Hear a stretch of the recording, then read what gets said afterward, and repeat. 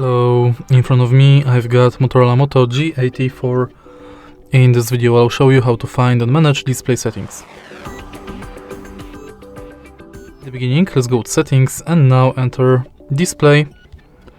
Right here we've got all settings for our display. Let's start with the top of the list where you can change brightness level of the screen manually or via adaptive brightness. Then we can change display mode between dark and light, and also you can schedule the dark mode. Next we can change font size, display size, enable bold text and high contrast text.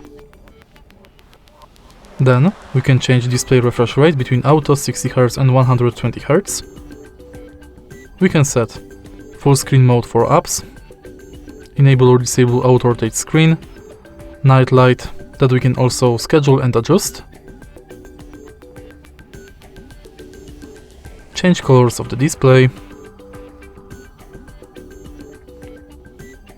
enable flicker prevention, and change screen timeout between 15 seconds and 30 minutes.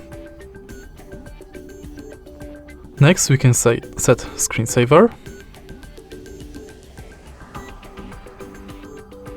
manage screen record settings,